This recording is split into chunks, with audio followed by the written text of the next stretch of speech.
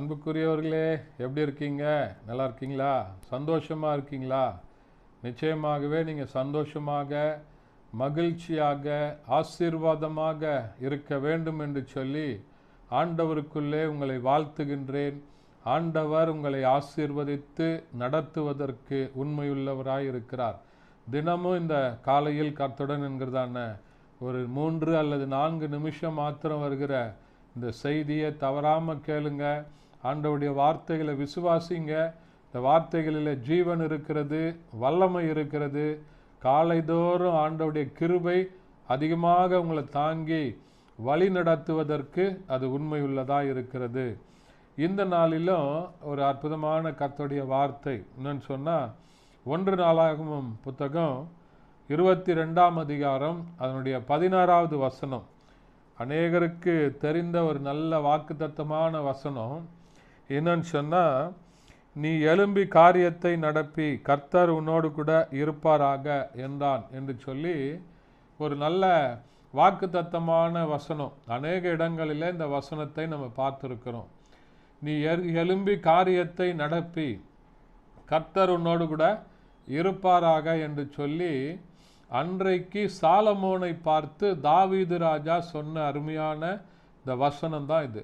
எதை குறித்து சொன்னார் என்று சொன்னால், தேவ ஆலயத்தை குறித்து கட்டுவதற்கு காரியத்தை நீ நடப்பி கர்த்தர் உன்னோடு கூட இருப்பார். அந்த ஆலயம் கட்டுகிற பணியை நீ துவங்கு, கர்த்தர் உன்னோடு கூட இருப்பார் என்று சொல்லி தாவீது சாலமோனை பார்த்து சொன்ன வார்த்தை, இது வசனம் தான் இது. எப்போ தாவீது சொன்னார் என்று சொன்னால், ஆண்டவர் தாவீதோடு கூட பேசினார்.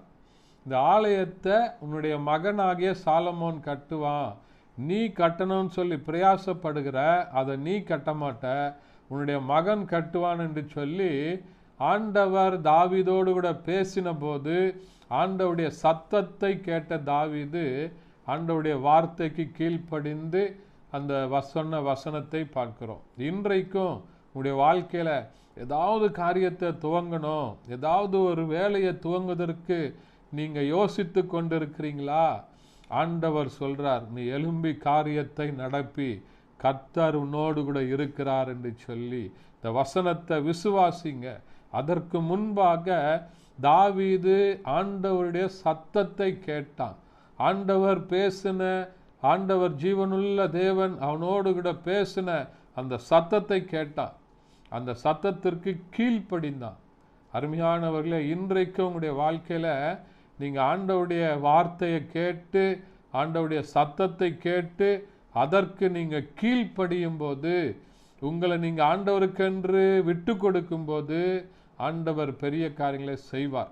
அதனால்தான் ஆண்டவர் சொல்றார், நீங்கள் எழும்பி காரியத்தை நடப்பி என்று சொல்லி. ஏன்னா ஆண்டவர் சொல்லிட்டார், சாலமோனை கொண்டு நான் எருசலேமிலே தேவாலயத்தை கட்டுவேன், இந்த வேலைகள் எல்லாம் அவனை துவங்க சொல் அப்படின்னு சொல்லி. இன்றைக்கும் நீங்கள் எதை குறித்து யோசிச்சு கொண்டிருக்கிறீங்களோ ஆண்டவருடைய சமூகத்தில் போய் நீங்கள் கேட்டு, சத்தத்தை கேட்டு உங்களுடைய காரியங்களை நீங்கள் துவங்குங்க. நிச்சயமாக கர்த்தர் உங்கள் மூலமாக பெரிய காரியங்களை செய்வார். ஒரு மகிமையான எருசலேமின் ஆலயத்தை உருவாக்கினார்.